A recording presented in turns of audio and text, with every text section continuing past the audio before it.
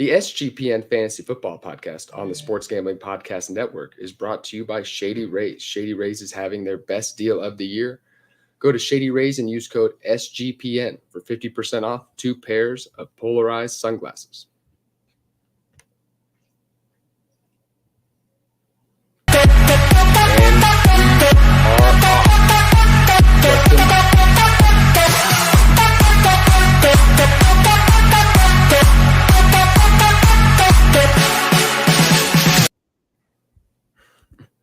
All right, everybody. We were having a little delay on that one, but here we are. I am Emerson Beery. I am joined by Justin Bruni. We are kicking it off with a Superflex Dynasty rookie mock draft today. How you doing, my friend? Doing good, sir. Feeling good after the NFL draft. My Chicago Bears went to work. They had themselves a nice collection of picks. Very happy with what they walked away from the draft with. Excited to continue through the offseason here. Let's keep the wheels up. I'm a little deflated. I'll be honest with you. This is like if you accumulated 2023 picks like in dynasty leagues, like they were going out of style, like you have 5 or 6 of them, like and you sold out, and this was like going to be your big way. Like, I'm going to get all these rookie picks. It's going to be like 2020, and like with Joe Burrow and all these guys going in the late, Justin Herbert in the late first, all these guys, Justin Jefferson. This is your Hindenburg. I think, this is a disaster. This couldn't have gone any worse. The blimp is on fire and it's crashing.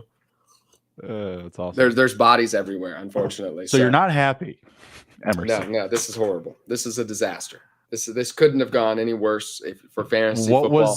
What was the first pick that made you feel that way? That you were just like, it's over, call it, I'm done. It was Zach Charbonnet to the Seattle Seahawks, and it spiraled from there.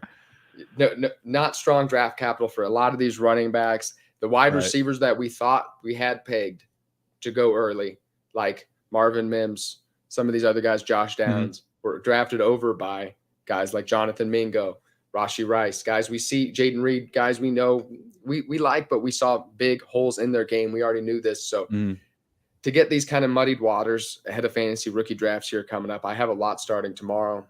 It's a little unsettling. I just don't see a lot of – I know we were expecting a lot of game changers in this class. It's deep. If this is your class, you're looking for 8 PPR points and 8 PPR points from your wide receiver, 8 from your running back. This is your class. There's a lot of depth. But other than that, I just don't – if you don't have a top 5 pick or top 6 pick in Superflex draft, I don't see what it is to get excited about. Yeah, I was going to say, like, if you're not walking away with, I would say probably a top 6 or 7 pick, in Superflex, you're not going to be having that much fun with yourself. I think that there are definitely, some values to take away from the later part of the first and the, early portions of the second round. But right now, today, as we're, jumping into our rookie drafts, most likely you're not going to have enough information to base that off of. But I do see some clear paths to production and volume for some key names in the second round. Yeah, it's like I said, I was just so disappointed. I have a couple, I'm in 25 dynasty leagues. I'm in a ton, so there was a couple leagues. Like I did, I had that strategy. I accumulated like 4 or 5 first round picks, and and I thought I was just going to be able to load up, compete right away. I don't think that's going to be the case. And like I said, after the first round picks are drafted, I think rookie draft should be very, very interesting. I think there's a lot of value to be had. I think, like we were talking about before the show, a lot of these rankings are going to be really bad, not very updated. If you're not super plugged in and you're drafting with a lot of people who are probably just going off rookie draft rankings on Fantasy Pros, you can definitely get a leg up on them. But with that, we'll dive in here to our Dynasty Fantasy Football rookie draft. We know we didn't talk about this before the show. Do you want to tell the people why you're drafting Bijan Robinson at the first spot, or should I tell the people why I'm drafting Bijan Robinson at the first spot? You go right ahead. I mean, we've done these mocks now 3 or 4 times, so it's kind of like beating the dead horse. Oh, yeah, I know. Yeah. So Bijan Robinson, I always like to just do it, just break him down a little bit, just for the people who maybe this is it. They've been procrastinating on their dynasty coverage. They're jumping into it for the first time, really. So Bijan Robinson, obviously the complete package. He, if we were ranking prospects over the last decade, he probably ranked just behind Ezekiel Elliott and Saquon Barkley for me. His 104 forced tackles missed in 2022 were the most since the stats been recorded.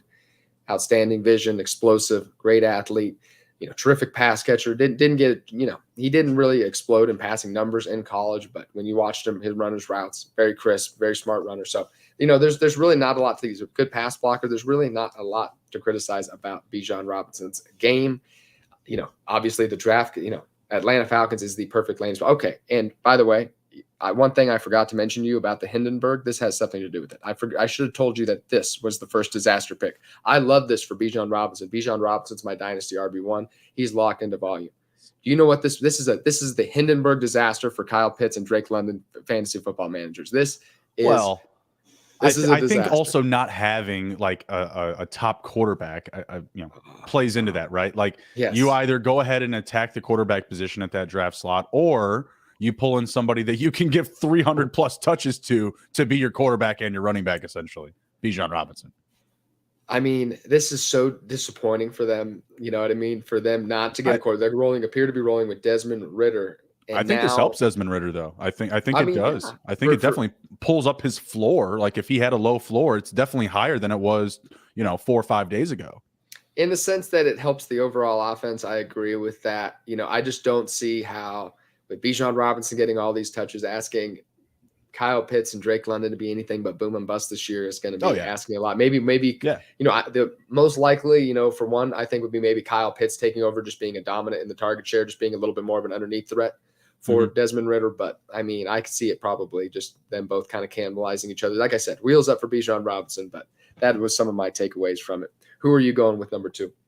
Number 2, we're going with quarterback, and I'm still on the CJ Stroud train. I'm going with the most balanced and most week 1 ready NFL quarterback in this class, and that to me is going to be CJ Stroud. I don't love the landing spot, the Texans over Carolina. I think Carolina is definitely more set up for a quicker turnaround right now, and I would have loved to see CJ Stroud go number 1. Carolina, they say Bryce Young's the guy.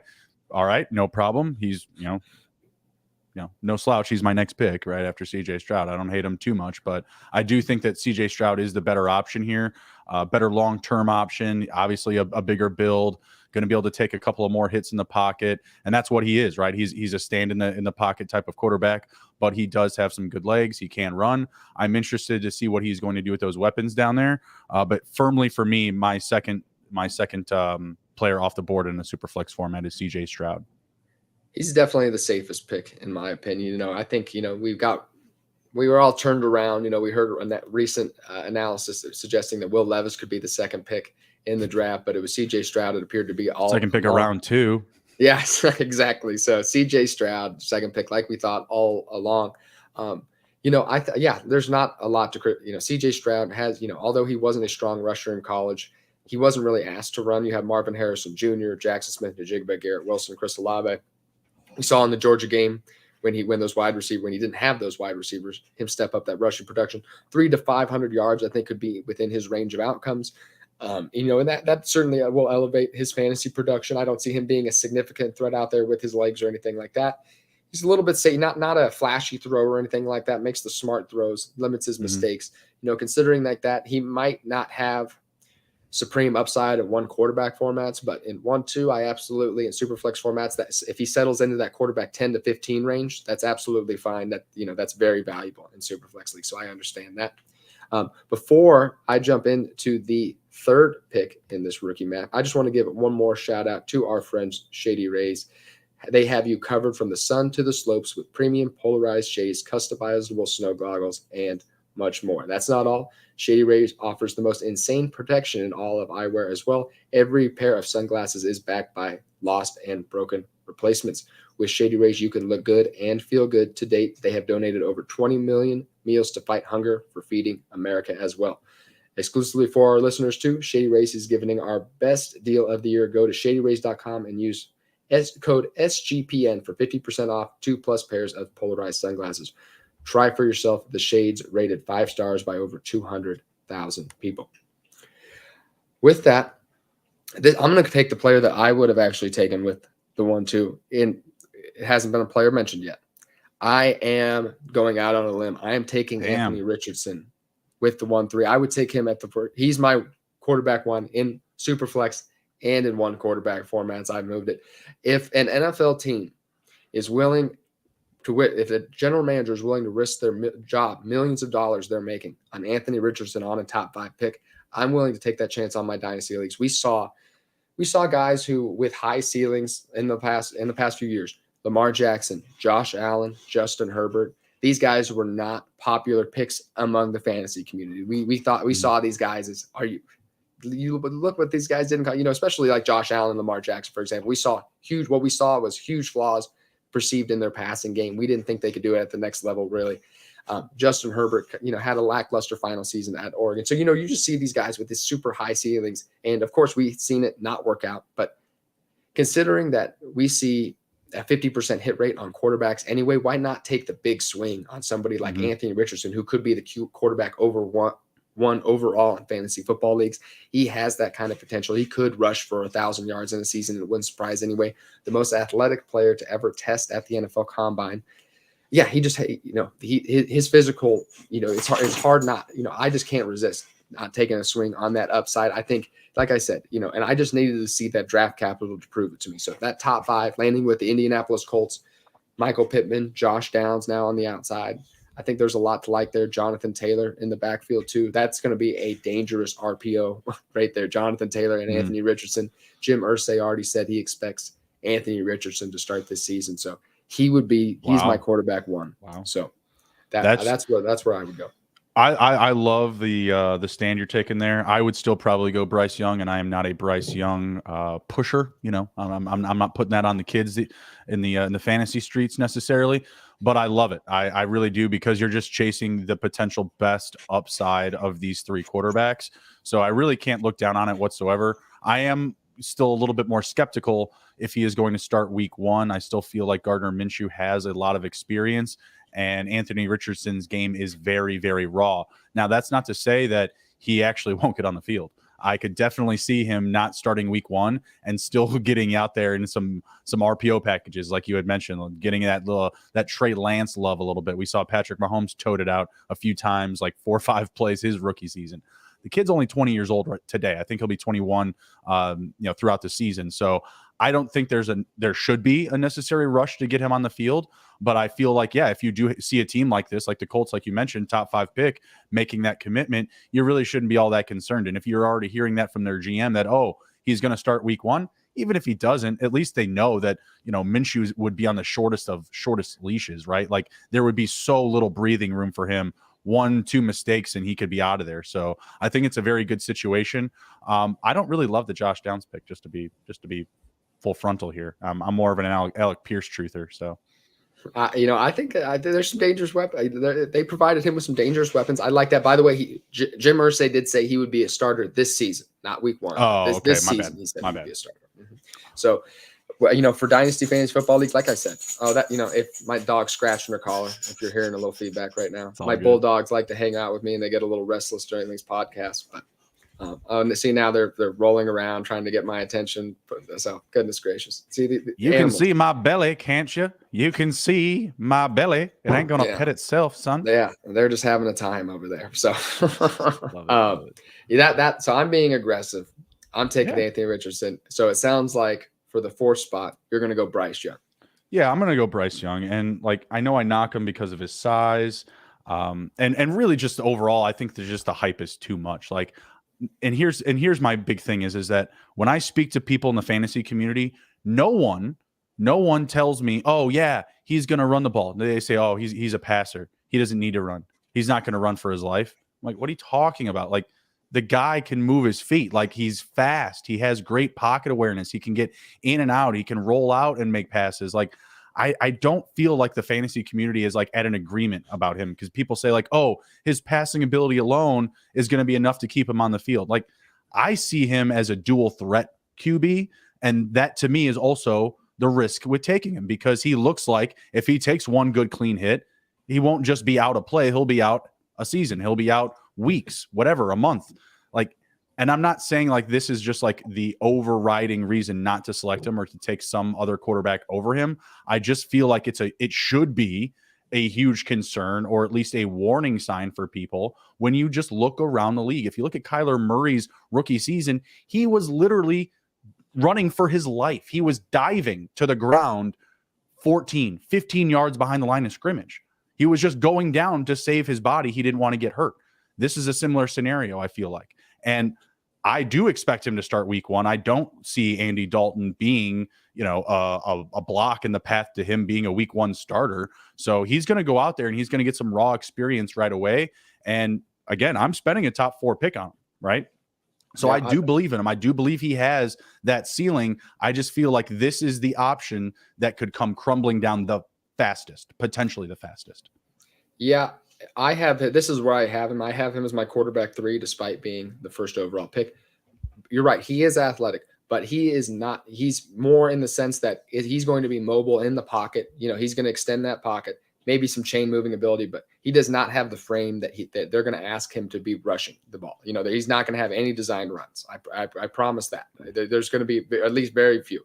He's going to be probably diving, before players tackle him. I just think that considering his frame, we are asking him to carry his fantasy production pretty much all with his arm. And that's a concern for me. So that point you made just right there, that point you just made right there, because I want to kind of cover this a little bit. That means that he is not going into a workload similar to Lamar Jackson, Jalen Hurts, Justin Fields, 3 quarterbacks who all get what?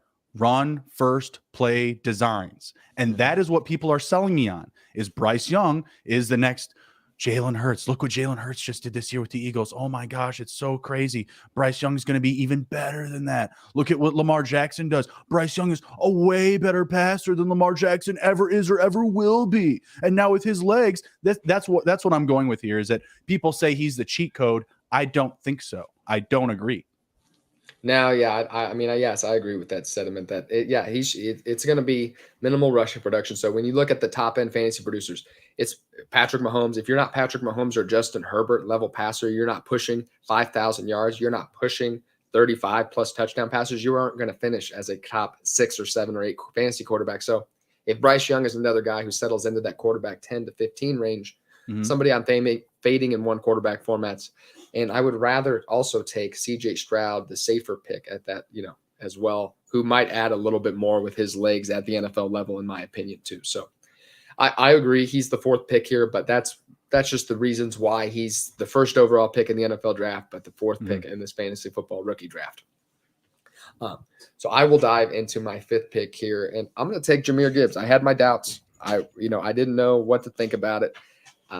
However, the draft capital, if the Lions are willing to take him at the 12th spot, throw positional advantage and, common sense knowledge about drafting a running back in the 1st round, throw it out the window. We don't care. We're going to draft Jahmyr Gibbs despite having DeAndre Swift on a rookie contract. Okay. So if they're willing to do that and then immediately trade DeAndre Swift out, absolutely. Sign me up for Jahmyr Gibbs. Then maybe this is we were going to finally see what we wanted from DeAndre Swift the last couple of years. Outstanding athlete. Didn't have a super full workload most of his career, but, just because of his size, sub 200 pounds, smaller frame. However, we saw at Alabama last year him take on a little bit of a larger rushing workload, 44 receptions, 444 yards last year at Alabama. So very strong receiver. So going to be very good in PPR leagues. He's probably right on that Dynasty RB1 cusp for me already. 1,000%. I need to sit down and look at my rankings already. But yeah, when we look at 1st round picks, running backs over the last couple of years, it is usually a hit. So I'm very comfortable selecting Jahmyr Gibbs very early. And yeah, I was just concerned about what his size and maybe his fantasy consistency. But yes, if Detroit's willing to take him at the 12th spot, once again, these general managers have these $1 million jobs. I let draft capital dictate a lot of what I'm doing. So Jahmyr Gibbs for me at the 5th spot. I don't know. I felt like the draft room, the war room there for the Lions also felt like it was kind of cringy. I felt like there was some fake reactions built in. I don't know. That was just me. Maybe some disagreement. I wasn't buying it. Yeah, I wasn't buying it. Campbell was getting like really excited, and it looked like the rest of the room was excited as well, but maybe not to his level. And then he starts, kind of banging hands on tables, and then people start getting up and getting all excited. I was like, I don't know, that little that you just did there. I haven't seen that since like, early 90s tape aerobics. So I don't know. I'm not buying it. I love the pick. I did call that the Lions would trade DeAndre Swift. I was thinking it would happen on draft night, not necessarily the next day, but that's all good. So I was not surprised whatsoever. I mean, there was even talk about them going after Bijan at 6. So going with Gibbs and at 12 and making some moves and getting a little bit more draft capital, I'm not against it whatsoever. Love the situation for him. It's going to be wheels up. I'm a Bears fan, so I got a lot of sentiment to David Montgomery, but it's not even going to be close. Montgomery was a little bit closer to Swift based off of like injuries and just lack of usage in the offense. When you're getting a running back, I was about to say quarterback, running back at pick 12, dude's coming in to touch the ball. Believe that. Montgomery may limit some of his touchdown exposure, but understand this. Jahmyr Gibbs is going to touch the ball a ton in this offense. We've already seen early movement in the player market, losing Jamison Williams, right? 6-game suspension. This is going to heighten up both of those running backs right out of the gate. You're going to see Jahmyr Gibbs probably getting a lot of PPR usage. It should be pretty fun, especially like I said, that first handful of weeks when they're missing a top receiver.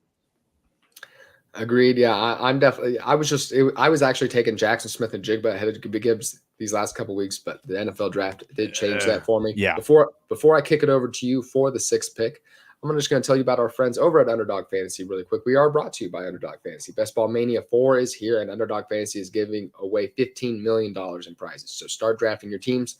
Plus, there are plenty of ways to win NBA, NHL, and MLB with their player prop parlays. Head over to UnderdogFantasy.com and use promo code SGPN for a 100% deposit bonus up to $100. That's UnderdogFantasy.com, promo code SGPN. Thank you for watching, everyone. And I just want to say that if you are still watching at this point, we would really appreciate you kicking it over to YouTube or Apple or Spotify just for a second, giving us a review, rating, a like, wherever you may be. We would really appreciate a follow on Twitter. So thank you so much. I really appreciate y'all joining us at this point. And I will kick it off with Justin Bruni at the 6th spot. Going JSN, baby. Jackson Smith and Njigba, still the best receiver in this class, in my opinion. I know that the landing spot may not be picture perfect for getting production, getting a high volume of targets. Obviously, Seattle, they still have DK Metcalf. They still have Tyler Lockett. And they just added Zach Charbonnet to that backfield, making, at least the feeling feel a little bit more questionable. Like, are they going to be a passing team? Are they going to be a run-heavy team? I personally still feel like they're going to pass the ball a lot. Geno Smith was an incredibly accurate quarterback last season, and adding Jackson Smith and Njigba to this receiver room really puts their passing game over the top. I do love the depth that they have now at running back, adding Charbonnet behind Ken Walker, 2 really good young running backs to support, a veteran QB. I think that's excellent. But, with Jackson Smith and Njigba, I just feel like he's going to be in a great opportunity to, not get any type of elite coverage from opposing defenses, really being able to draw him up in space and really just create plays for him because you have 2 technicians in DK Metcalf and Tyler Lockett playing, on the outside of him. So it's a very good situation for Jackson Smith and Njigba, in my opinion. I think that right away, people may not interpret it as such because of the depth on the team, but I think it is a good spot for him overall long term. I would agree with that. It's a good spot long term. This offense, I love the offense. The offense is very crowded though. We'll kick it over to Randall really quickly. How do you guys plan on drafting? Oh, wait a minute. Okay, Randall, I'll get to you in 1 second after I do Jackson Smith and Njigba really quick. So I love it for the Seattle offense. I don't love it for about anything other than that. It's just for fantasy purposes, this is so crowded at this point. We'll get to Zach Charbonnet, I'm sure, but obviously he's a big faller. But in 2023 rankings, I think you're going to see Jackson Smith and Njigba be obviously a little bit hit and miss, maybe a better best ball target in underdog fantasy drafts, for example. But yes, Tyler Lockett could be gone as early as next season. So he's going to be paired right along with DK Metcalf. They complement each other well. Geno Smith, although he had a great year last year, I question whether he's going to be able to keep all these guys fantasy relevant this year, but he's still the 6th pick for me in Dynasty leagues for sure.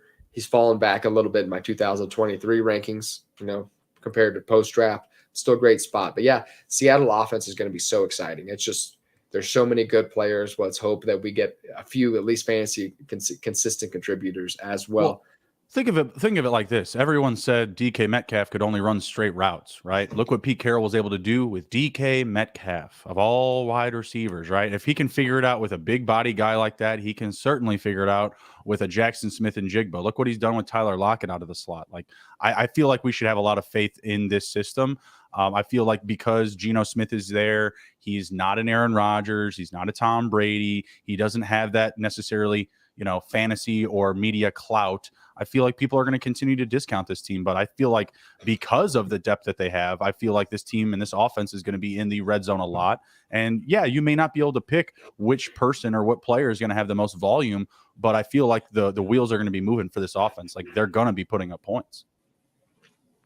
Yeah, there's no doubt about that. I'm going to see some touchdowns for sure. All right, I'll jump back to Randall really quick. How do you guys plan on drafting Roschon Johnson? Would he slot in after the Rachaad White, James Conner tier? He would have slide in behind Rachaad White, but ahead of James Conner for me. Yeah. I'm actually going to tell you. I'm going to tell you why. Roschon Johnson is just fine, and I'm redraft. If Justin Bruni doesn't take more it, than just fine. You could be seeing him come up here in a few spots actually. So stay tuned in. I'll recap those first 6 picks for us here. Bijan Robinson obviously kicked it off at number 1. CJ Stroud, number 2. Anthony Richardson at the third spot. Bryce Young, number 4. Jahmyr Gibbs at 5. And Jackson Smith njigba at 6 in this rookie mock draft. Going into number 7, this is where it gets a little dicey for me. That was a strong tier break. This was the tier break I was talking about. This you wanted a top 6 pick. Now we are left looking, I believe. First place I'm looking is the remaining of these first-round wide receivers. I am going to go with Quentin Johnston here. Really? No. I got to hear this. I'm going to go with Quentin Johnston here. I've been going back and forth between him and Jordan Addison. Yeah.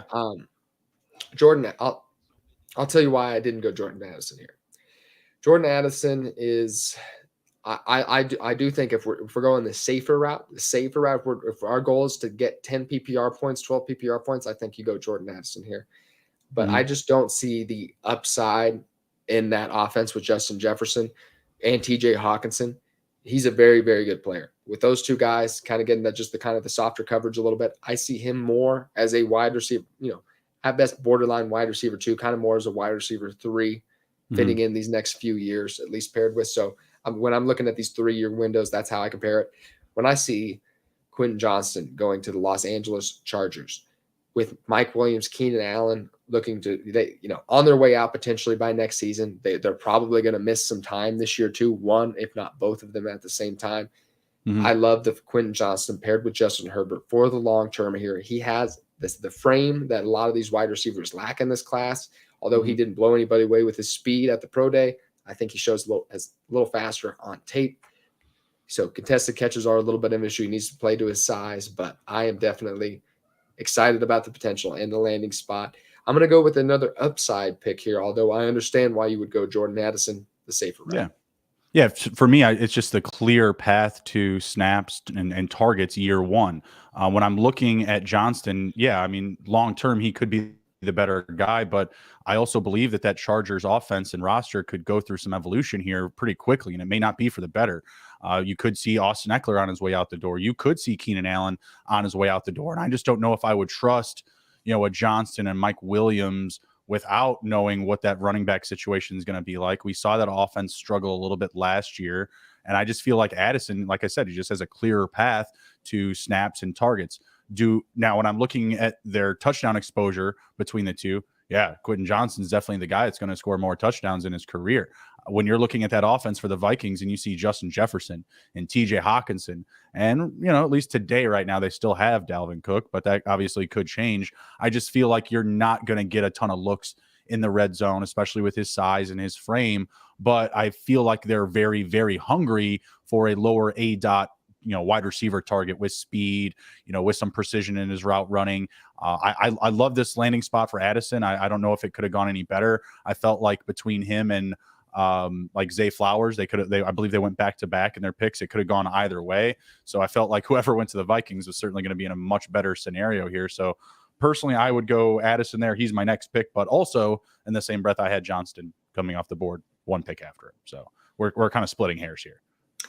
You know, you say you like the overall offense. You know, you're talking about Justin Jefferson and TJ Hawkinson. So you're talking about how losing Keenan Allen and Mike Williams would be bad kind of for Quentin Johnson. So I see you're looking at it from like the overall, maybe the offense struggles a bit more, but I just see if Quentin Johnson is very good, you know, let's say he does figure it out. I see just a very much higher end outcome. You could see him being the dominant wide receiver 1 for the Los Angeles Chargers, where that it won't be in the range of outcomes for Jordan Addison. That is not in the range of outcomes for Jordan Addison. That is correct. So that I'm like I said, the same thing with the Anthony Richardson, Bryce Young. I understand if you're going for the safer route. I'm going to go with the upside though. You gave your 7th. You gave your. I can give you the next pick. It's actually not Quentin Johnson. It's Luke Van Ness's dad. He's got that dog in him. If anyone saw that clip of him smacking his son's girlfriend's ass. Oh, geez, I did not see that. My God. You didn't get that reference. You didn't get the Luke. I didn't get the dad reference. Jeez, what's going on here? My God. Luke Van Ness got drafted by the Packers, and then like his entire entourage ensued to climb all over him. It was like one of the most cringiest draft videos I've seen. I mean, like, you know, Henry Ruggs wiping his phone back from his girlfriend, his second hoe phone back from his girlfriend. That was hilarious. That was fantastic. This was absolutely cringy. Like one of his buddies like jumped on him. He's like blocking the whole ESPN camera. And then someone's like pulling him off. And then right after that, you can't tell like who's his sister, who's his girlfriend. By the way, his girlfriend is Cole Kmet's sister. Cole Kmet's sister gets up, hugs dad, and dad's like, yeah, bam. God damn. All right. He lays one on her. He lays one on her. Dangerous. Dangerous. So, but yes, with the 8th pick, we have Quentin Johnston.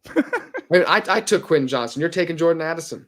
Same thing, whatever. So that's it. You taking Jordan Addison with the 8th pick. I took Quentin Johnson with the 7th pick. And well, now, I wrote it differently. I had Johnson at 7 and Addison at 8, so I had to flip it on my paper here. All right, so you gave your 8th pick. You gave your 8th pick, Jordan Addison. You already broke it down, so I'll go right back at number 9 here. Man, I'm going to go with Zay Flowers here. I can't do it quite yet. I was going to pull the trigger on somebody else. I'm not brave enough quite yet. I'm going to go with Zay Flowers. I'm not excited about it. I love Zay Flowers, the player. Did all the. For a smaller wide receiver, did all the hard things at Boston College. Downfield threat, great at contested catches. I think he can develop his short route game. Don't love the landing spot with the Baltimore Ravens. Just Lamar Jackson has shown, he's a quality passer, not a high-level passer, considering the Ravens are one of the most run-heavy teams in the NFL when they're operating with their full running back core. I just don't see a lot of the upside. Obviously, he's going to be probably playing behind Mark Andrews in the target share, and then he's going to be, I'm not significantly threatened by Odell Beckham Jr., but it's just the wide receiver in the Baltimore offense has just never been a consistent player these last few years with Lamar Jackson. I just see that continuing to be the case. You could see a lot of Marquise Brownness. He doesn't quite have that kind of boom bust nature of Marquise Brown. He's a little bit more developed and I think coming into the league, at least as a route runner underneath, Marquise Brown has developed in that in recent years. But I'll just see a little bit boom production probably the next few years. Like I said, don't love the landing spot. He's someone I could have ranked as high as my wide receiver 2 in the class. I had that in my rookie draft rankings, but he does fall back to wide receiver 4 for me post draft. Yeah, I love Zay Flowers. He might be, my favorite receiver after JSN in this group, and it's just because he has a very hybrid build. He's smaller, but he's very strong. His skill set, can range from a lot of different ways to attack the wide receiver position on the outside, on the inside. I love the spot a lot actually, because I do feel like this team is hungry for that next wide receiver 1. And honestly, I think it could be anybody's show here. It could be Flowers, it could be Bateman, it could be OBJ. I mean, again, all that being opposite of Mark Andrews probably still being the best receiver on the team, but still someone's got to be able to, come out on top of that group. And I feel like Zay Flowers has the potential to do that. So where, yes, to start the season, he may not have as much, pomp and fireworks and excitement to him because he's kind of middled behind, Bateman and OBJ.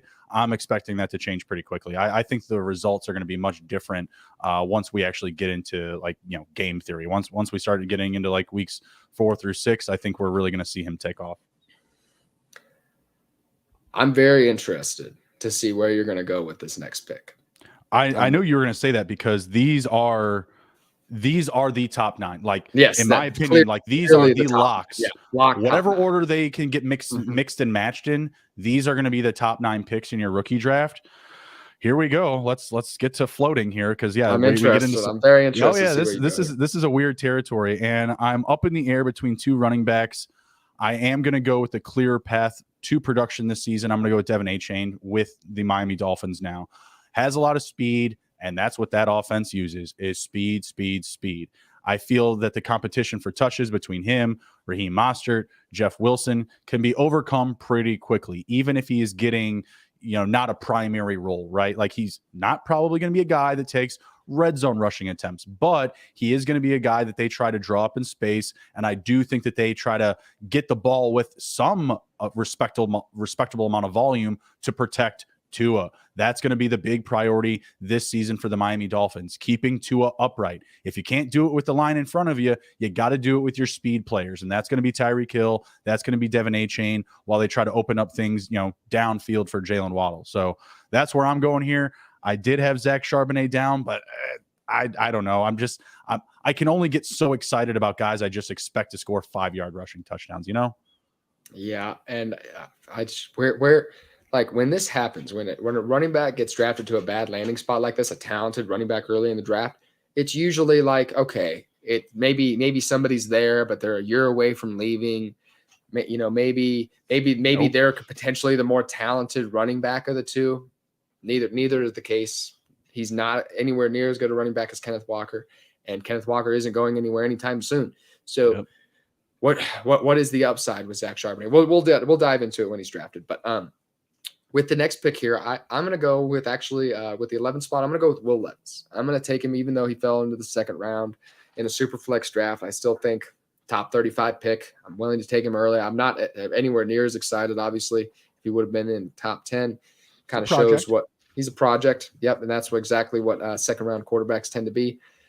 You can go down the list of Derek Carr, Jalen Hurts, and like Drew Brees, but that's like the list. That's what somebody said to me yesterday. They were like, "Remember those guys?" And I was just like, "Okay," but that was it. Like that's it for like all those for second-round quarterbacks. So he's a long shot he's a long shot at this point, going into not a great landing spot, I think, in Tennessee either. Always traditionally a defense run-first team with Mike Vrabel.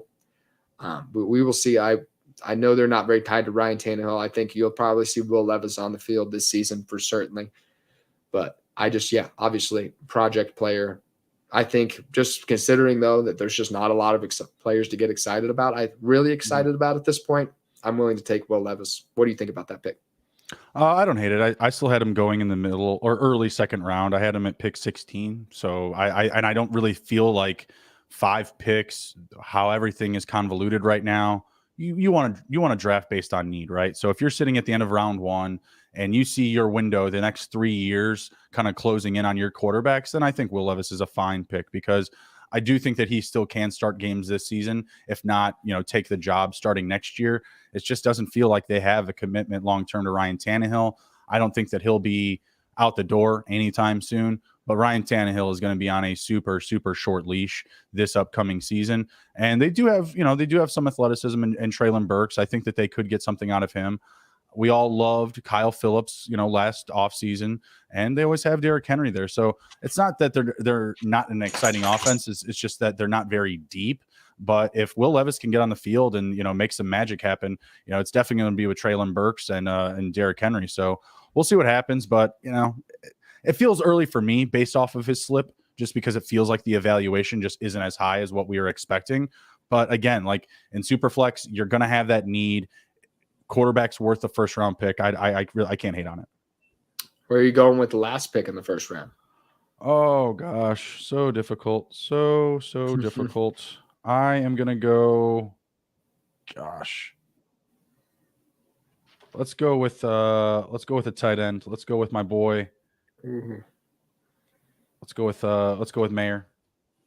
Mayer, all right, Michael Mayer. Despite being the third tight end taken, just tell me about it. I don't love that at all either. By the way, that made me very angry. I just don't understand it. Like you're gonna take Dalton Kincaid to split time with Dawson Knox and maybe some type of jumbo set running double tight ends or do you want someone who's just sure-handed, who can block, a tight end that can stay on the field the entire game? I'm not saying McDaniels is going to turn him into the next Gronk, but everybody else has comped him to Gronk. I mean, Gronk wasn't a big seam tight end. He wasn't, some big, flashy, fast tight end. Those things came, with age, with time and experience. The build and framework that Mayer has, I mean, he looks like a damn video game character. I swear to God. He just looks so big and so stacked. And there's just a clear path to production and touches and targets playing on the Raiders that just lost Darren Waller. Obviously going to be a priority for them to have him on the field. So they also lost Foster Moreau to a medical situation. So they're super, super thin there.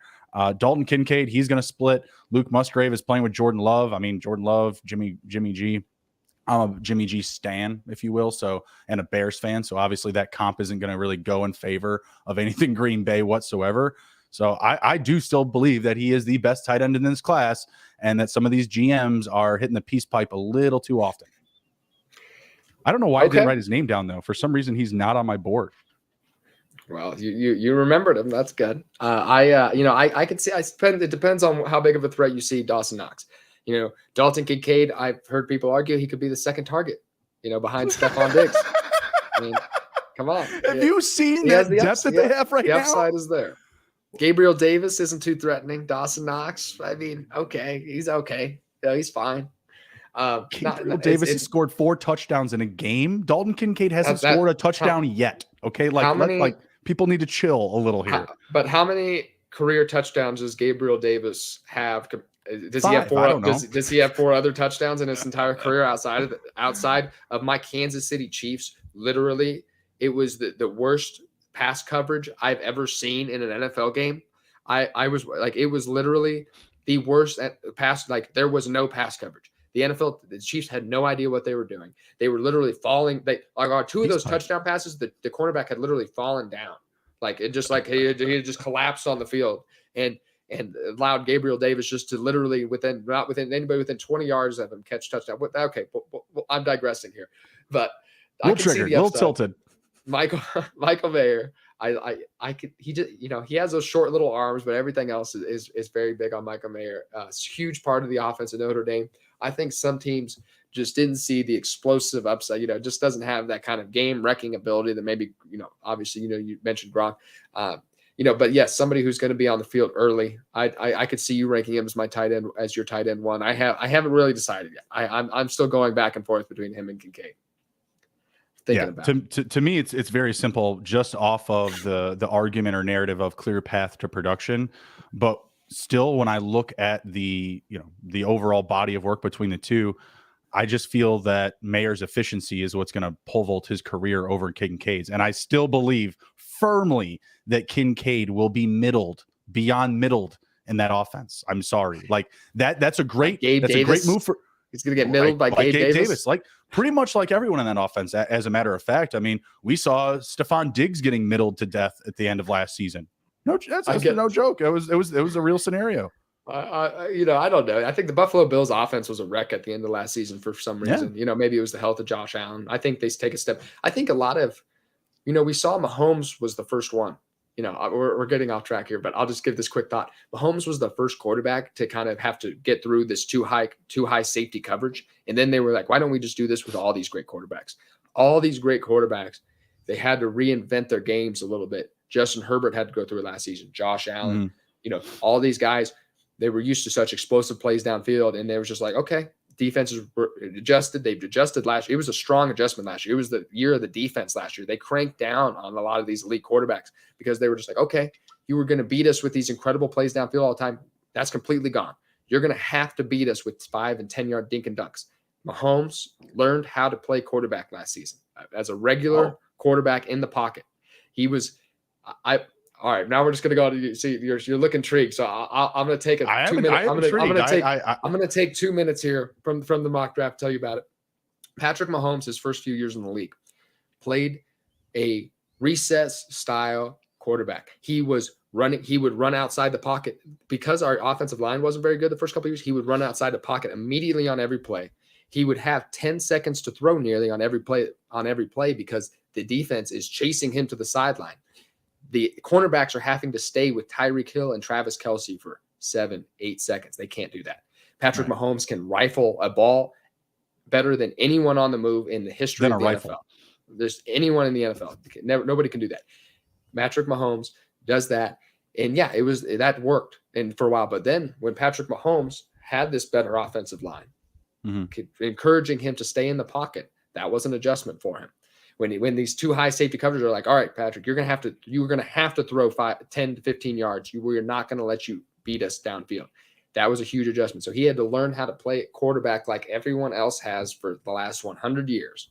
And it was a huge, and we saw that in 2021, that adjustment. We saw him learn how to do that and take that step in 2022. So that was my little tangent about the quarterbacks there. But before I go into the second round here, I will just recap the last 6 pick. At number 7, we had Quentin Johnston. You took Jordan Addison at number 8, Zay Flowers at 9, Devon A-Chain at 10, Will Levis in the 11th spot, and Michael Mayer in the 12th spot.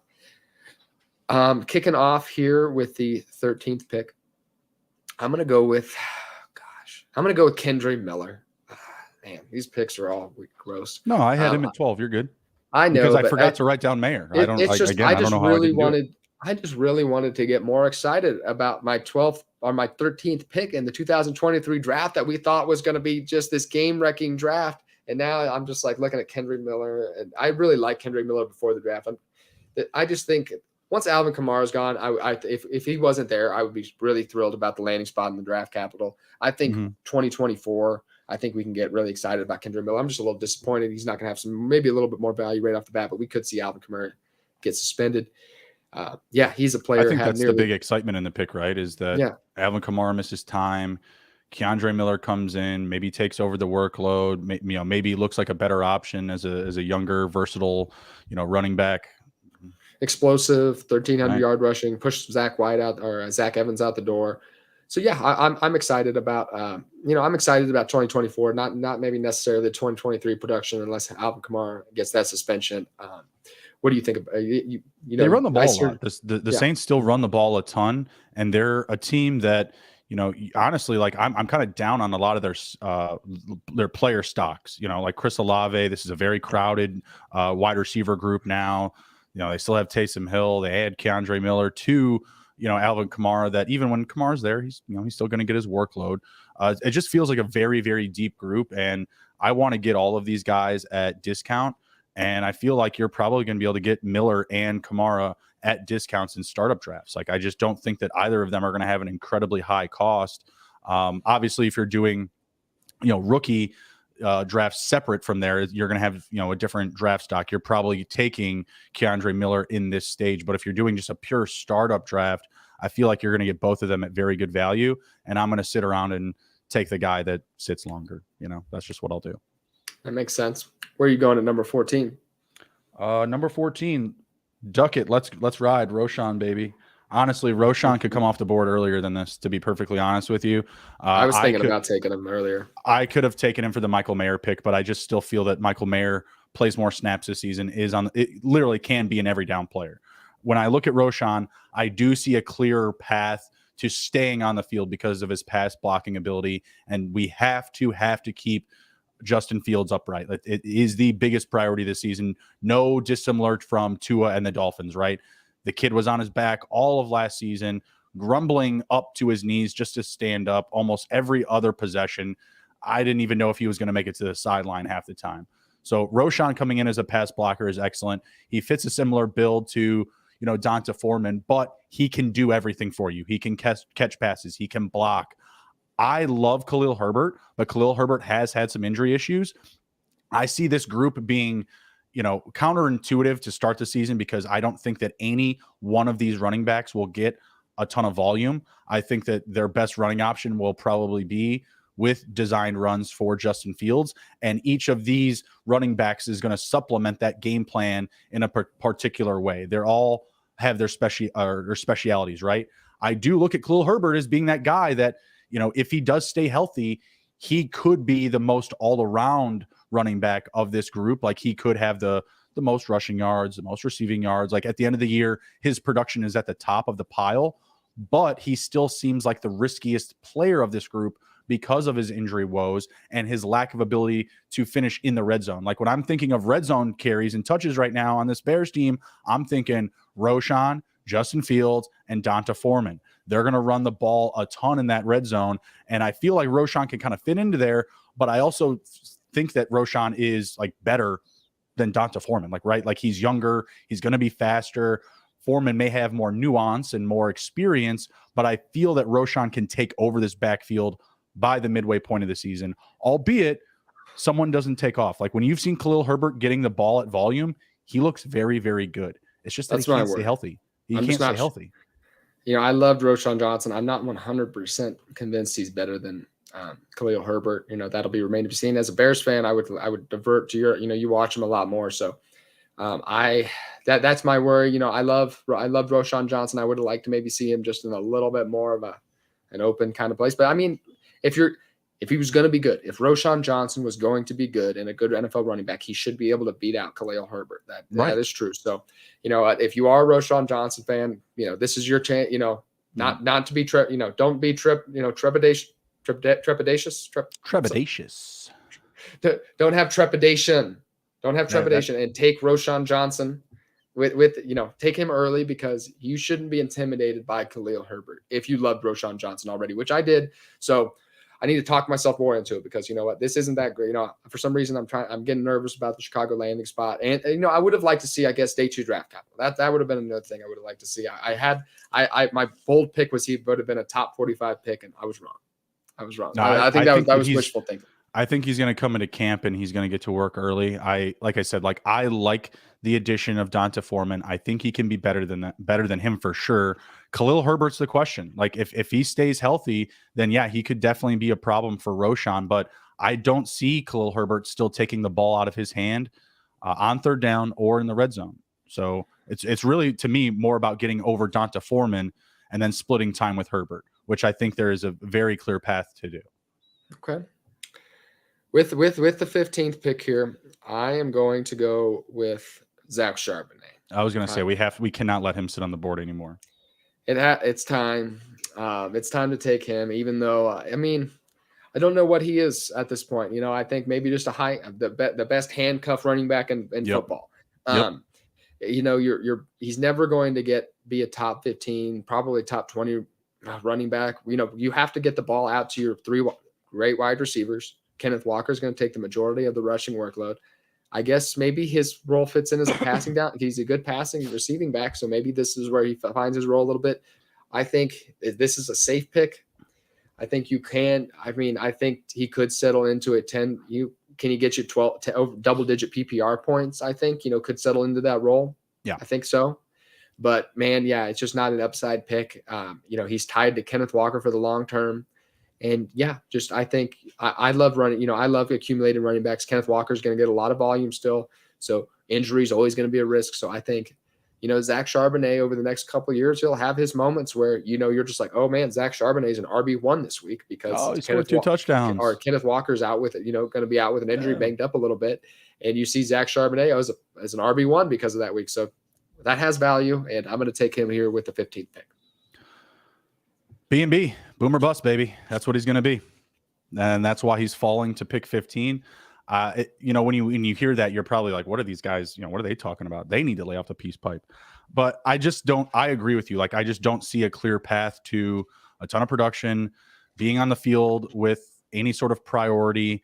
They have those weapons. You're waiting for an injury. Like that's what you're doing is you're waiting for a cataclysmic injury to Kenneth Walker or one of those running backs where somebody just has to come in and pick up the load. And that's not what I'm betting on, right? Like like you had said, like you want to bet on upside. You want to bet on guys with high ceilings. The next 4 to 5 years, he's going to be middled in this group. Even if Tyler Lockett leaves next season, right? Like, yeah, sure. His usage will go up. He'll get some more opportunities, but that doesn't mean he's going to be a priority. The only place I see him being the guy is in the red zone. He may have more touchdown exposure than Kenneth Walker because he has that nice build. Like when you're looking at the goal line, I think Charbonnet could get some usage there because he also can catch passes. He can block. Like I think there is something there, but I don't think again, he's going to be prioritized in this offense. It was a shocking pick, but at the same time, like it is still a pick that makes the offense better. It just doesn't do anything for us fantasy guys. You know what I mean? Nope. Absolutely. Yeah, that's NFL, good NFL pick, bad for fantasy football. Where are you going number 16? Number 16. I gotta look through the list here because I'm writing our numbers down next to our lists. I'm gonna go with Jonathan Mingo, Carolina, bringing it back around. Maybe you were able to grab, Bryce Young with your first pick, and maybe you can shore that up with a Jonathan Mingo share. I don't love what his year one, presence could be because you do have. I wouldn't say a deep group there, but you just have a bunch of guys that are going to be on the field like Adam Thielen and DJ Chark. I think Shi Smith is definitely now droppable if you had a far cry on him. And then, when you have Miles Sanders, Chuba Hubbard, like I just feel like no one player is going to touch the ball a ton in this offense. But I do see Mingo being able, like he's, nice build, very athletic. I could see him supplanting Adam Thielen at some point this season just because Adam Thielen is just so underwhelming. And when you get his size on the outside and his physicality on the outside, I feel like that could create some good opportunities for Bryce Young. I think, and they spent a pretty penny on it too. I mean, he was a pick 54. What was it? I have the board. I was actually just looking up the board. They spent a pretty penny on him. Oh no, it's 39. He was all the way 39. 39. Oh, excuse me. He was shockingly early for Jonathan Mingo, actually. So they like something there. They have something in them. That would have been my pick. And obviously they're going with Bryce Young. They have to imagine that those two are going to pair well with each other. So yeah, I mean, if you're looking for, a good stack for the next 5 to 6 years, in Dynasty, and you've already grabbed Young in the first round, come back, grab yourself some John Mingo. Yeah, it was really surprising draft capital for Jonathan Mingo, and that would have been my pick just because he has that alpha build. I compare him to George Pickens light. He has that kind of that dog mentality as well. Downfield threat, doesn't have great hands, and doesn't have that college production, but the draft capital completely justifies it. And yeah, I mean, I have other wide receivers that I liked, but that I liked more pre-draft, but they didn't get the draft capital that he did, and they went to worse landing spots because, I mean, once again, obviously the Carolina Panthers offense doesn't look very good, but if Jonathan Mingo gets into his higher range of outcomes and is a good player, it is completely wide open for him to succeed in this offense. So that is a positive. Yeah, I'm kind of struggling with this one. This is a really tough pick. I am going to go with a guy that I liked in the pre-draft. I'm going to go with nope, I changed my mind. I'm going to go with Rashee Rice. I'm ready to get hurt again by my Kansas City Chiefs. Here we go. I had him down at 15, actually. 15. McCole Hardman, Demarcus Robinson, Sky Moore last year. This is the list of the second and third round wide receivers in recent memory the Kansas City Chiefs have taken. Darius Toney? That wasn't a draft pick by us, but I'm listing our most recent draft picks. The Demarcus Robinson, guys you actually just took, not the guys we took. So I'm laying the groundwork to tell you that the Kansas City Chiefs are not very good at picking wide receivers, unfortunately. So this is not, the Kansas City Chiefs have been a fantasy football trap the last few years for rookie drafts. We've always vaulted. We vaulted McCole Hardman up rookie drafts. We shot Sky Moore up rookie drafts. We shot Clyde Edwards-Helaire up rookie drafts. We shot some guy named who's the fifth? Oh yeah, Justin Ross last year. We should, there's just anybody who touches my Justin Ross shares. Anybody who touches this offense shoots up rookie rankings. And Rashee Rice is somebody who would not have gone in this spot if the Chiefs didn't take him. But here we are. But he's a bigger wide receiver. He has a unique build. He's a bigger wide receiver, so that's something the Chiefs don't really have. So I think he does have a role in the offense right away. So that's what I do like. If Kadarius Toney, Sky Moore, none of these guys are too intimidating. So I think he does have a wide open offense. So I'm willing to say that I wasn't right in my pre-draft evaluation, and I'm going to go with NFL scouts who make these millions of dollars, and I'm willing to take Rashee Rice here just because of the potential in the offense. So you have no other choice. This is a decent spot for him. I wouldn't take him in rookie drafts in the first round, but I mean here I'm fine with it. This is a mid-second round, absolutely. You have to, man. He's your guy now. You're committed. You're committed. Come on. Man. I wanted the next guy I'm going to take if you don't take him. This is who I preferred in the NFL draft, and the Chiefs never take who I want, so I shouldn't expect it. Damn. I'm interested to see who you're going to say because, my page 1 is gone. Rashee Rice was the only one from like my first early picks that was still available. All right. Let's So see. I'm going to go. Where are we at? 18? Let me count. Where are we at? 1, 2, 3. I just took. Who'd you take with your last one? I didn't write it down. Oh man, we're losing track. Oh, Jonathan Mingo. Mm-hmm. All right, and then Rashee next Rice, we are pick 18. Pick 18. Okay. Yep, pick 18. Let's go with Tank Bigsby with Jacksonville. Let's cut it up with the running backs a little bit here. Doug Peterson has committed that he is going to run the ball with multiple running backs. And I like Travis Etienne, but they also went out and shopped around for Dearness Johnson this offseason. They've now just added Tank Bigsby. This offense is going to be in the red zone a lot because they're going to be passing a lot. And I feel like Tank Bigsby can work himself into a nice supplemental role there in Jacksonville. The team does not have a commitment to Etienne as he was drafted by the previous regime. I feel that Tank Bigsby has upside to take over this backfield. Tank upside to take over this backfield. Wow. Yeah. That is bold. That is really bold. I kind of saw Etienne wasn't used like I thought he would be. Like he wasn't used as like a pure PPR back last season. His efficiency metrics are suggest he's pretty good. I just don't see. I see this as a Zach Charbonnet situation. Like I just don't I just don't think he's as good as Travis Etienne. So what's the upside here? So because he's going to be tried to Travis Etienne for the next couple of years. Once again, this is about where I would take him, but it's just I wish a lot of these day 2 running backs went to like a somewhat open off, like somewhere like not where a young, really good running back was. You know what I mean? Just like take Bigsby and Zach Charbonnet could have been. I would have, if in the right landing spot, I would have drafted them in the same draft pick, just in the right landing spot. I would have drafted them ahead of Zay Flowers, Jordan Addison, because I think they could have been difference makers. But I'm not very excited about the landing spot. I'll wrap up these last 6 picks here, though. We started off with Kendre Miller to lead off the second round. Roschon Johnson, Zach Charbonnet, Jonathan Mingo, Rashee Rice, and Tank Bigsby. I think you're going to see this second round get wild and crazy because there isn't going to be a consensus, especially in these next couple days. All right, I will go in here. I'm going to go. Here's who I wanted the cheap stake. I'm going to take Marvin Mims, Denver Broncos' final pick in the second round of the NFL draft. Just the complete package. Plays inside, plays outside. Elite athlete. Fantastic hands, great against man coverage last year. I had him as my wide receiver 5 in my rookie pre-draft, and I have him floating around that wide receiver 5, kind of 6, 7 range. So I haven't really finalized how I'm going to do this yet, but I think he's in the same tier as Jonathan Mingo and Rashee Rice. I would put him right in there, and just doesn't have that wide. He doesn't have that clear path to targets that they do. So. But I think Sean Payton's going to turn around this offense a little bit this year. So I'm excited to nab him in the back half of the second round.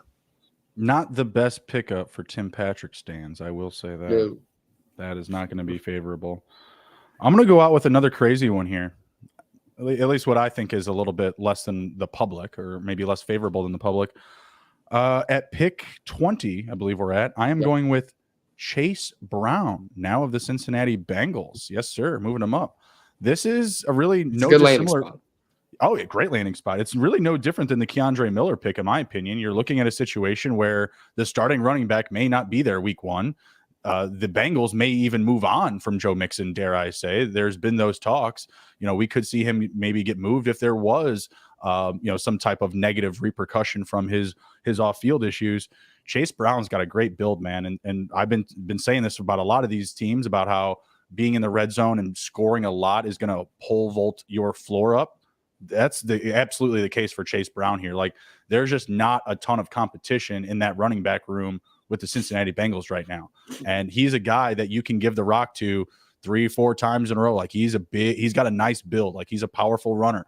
So I like what they could potentially do with him. And I do see him, if there is no change, even if he's there and Joe Mixon isn't missing time, I see him cutting into that role. We've seen Samaje Perine. We've seen Chris Evans all get on the field at moments where we don't think that they should be on the field, i.e. Super Bowl, Super Bowl versus the Rams. Anybody? Samaje Perine dropping that pass. Like, he outsnapped him in 2 playoff games last year.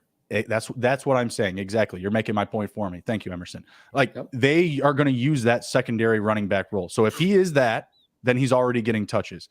in a perfect scenario for him, just becomes their starting running back. Joe Mixon either leaves, is suspended, they trade him, whatever. Now, obviously, we need some dominoes to fall there for this, this pick to really come to fruition. But I'm looking at the back end of round 2. Like, I really don't hate it for a guy that does right now, a day after the draft, has a clear path to touches in a role. I mean, yeah, very productive in the Big Ten against tough defenses, elite athlete, straight line speed out the wazoo. To draft, I love the landing spot. Draft capital wasn't great. That's my only criticism. That's why I'd be trepidatious to take him in the second round. But, we've seen running backs. If you're not like the top guy at a running back position, like it's kind of tough now, I feel like, to go in the first couple of rounds. Like, I get it. The league has just devalued the position incredibly. Yeah, I mean, this would have been a fourth, maybe pick, or late third round pick a few years ago. So I get it. Right. With pick 21 here, this is where you're getting great value on Dalton Kincaid. I think this is another one we can't let slip. Yeah, this is where I'm fine getting the value. I'm fade tied into my rookie drafts because they just have such a steep learning curve, and Dalton Kincaid is probably going to face that. Playing against Pac-12 defense, he's going to have a lot to learn. Not a great blocker by any means like that. Just the path to get on the field right away isn't maybe, he has a lot to learn. You could see him out there in 2 tight end sets and everything like that. And he has all the potential to beat out Dawson Knox. So I wouldn't rule that out even in week 1. So we'll find out and see what happens. But he did get first round draft capital. But I think, I don't think he's going to fall this far in most rookie drafts. So this is where I think you can buy him lower later on when he doesn't quite have a stellar jump right out of the gate. So if he is here, though, in the back end of the second round, that's when you take Dalton Kincaid. I think, has higher upside than Michael Mayer. And fantasy, if you're just looking at it, better athlete, route running, just a little bit more of a fluid route runner, really good at finding kind of those seams in between coverage. So if you're throwing the flag, you're like, no. Yeah, I disagree, pal. You're a big Michael Mayer guy. You took him 10 picks ago, so I get it. That's true. It's been a while. So, but yes, despite being, I'm going back and forth. Dalton Kincaid, obviously, I like him a little bit more than Justin does, but I think this is a good value with this pick. No, this is definitely good value for the pick. I can't knock on that. Man, and I've been hearing it for a while. Like I've been hearing it. I was on a guest spot with Front Yard Fantasy, and one of the questions that someone else had was like, oh, like who's like, the odds favorite to be the first tight end? And I'm just sitting there like, oh, what an easy question. Look who was wrong. Well, the answer was Dalton Kincaid, but even after that show, like the odds reverted. Like Mayer came back up to first, and they were just kind of going back and forth. But yeah, I mean, we'll see. Only time will tell. With my next pick here, I have 3 receivers. I'm going to let you pick them for me. I'm going to throw these 3 names out there, and then you're going to make the pick, or just tell me who I would pick. Okay. And I have the name circled. So if you heard that was me circling the name. Xavier Hutchinson, now of the Texans, Kayshon Boutte of the Pats, the New England Patriots, or Cedric Tillman of Cleveland Browns. I'll tell you, that's not who you left off one name I expected you to say that went a lot earlier than those guys did. Okay.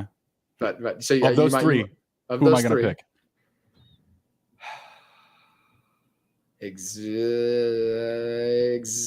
Xavier Hutchinson? No, Cedric Tillman. Cedric Tillman. Okay. All right. That's what I should have said. I just don't love Browns receivers. I wasn't as high on Elijah Moore when he was coming into the league. I've never really been high on Amari Cooper.